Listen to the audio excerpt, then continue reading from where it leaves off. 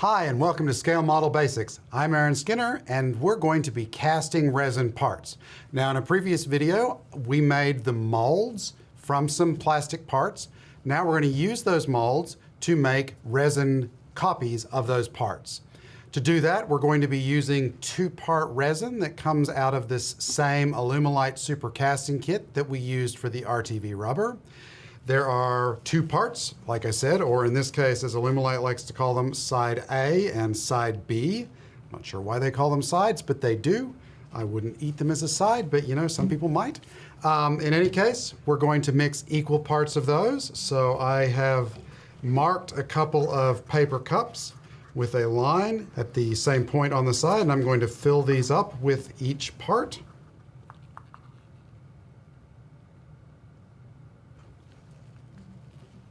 Okay, and then side B. Looks like syrup. All right, so those are poured. So now I'm going to take a separate cup. I'm going to pour the two parts in. Now, this particular resin has only a couple of minutes of working time. So I want to get it stirred up, get thoroughly mixed. It's a lot easier to mix than the rubber was. So once I'm satisfied that it's pretty well mixed up, now I can go ahead and I'm going to carefully pour this into this is the one-part mold, those ammunition boxes. And then, this one's a little trickier. I widened the hole on this one to make it a little easier to pour this stuff in.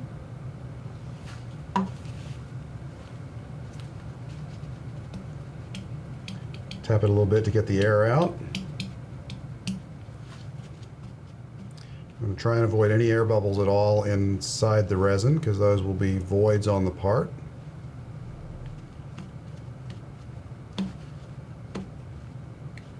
You can also flex this to get the air bubbles out.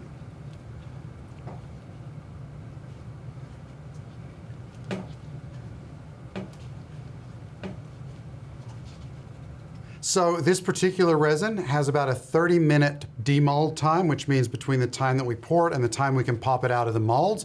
So we've got a little bit of time to wait. So 30 minutes have passed. The resin in the molds is pretty solid. So I'm going to go ahead and pop them out, starting with the one-part mold. And with this, you should be able to just flex the mold. You can see it coming away, and then you should be able to just pull that out, and we'll go ahead and do the other one. And as you can see, those are a pretty accurate replica of the plastic ammunition boxes. See the cords on the end? Just need to shave away the pour plugs, and we can use those in our next model. Really happy with the way the parts came out of the one-part mold. Let's take a look at the two-part mold.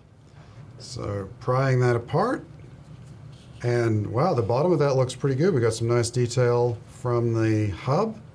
The top part is going to be a little bit harder because I have this large thing. So what I'm going to do is cut that away or break it. So there we go. Perfect. And now we have a little bit of flash around it where it went between the molds, but that comes away really easily. And what we end up with, well, what we do have is a fairly large void here on this one side, where clearly we had some air trapped in the mold that didn't come out. There is a way to fix that, so we'll look at that in a second. So obviously when we first took this wheel out of the two-part mold, the one side looked really good, but the back side, which was the top side in the mold, had a big void here because air got trapped in the mold. So to fix that, we took a drill bit and we put a couple of vent holes here to allow the air to escape as the resin poured into the mold. So let's go ahead and see if that fixed the problem.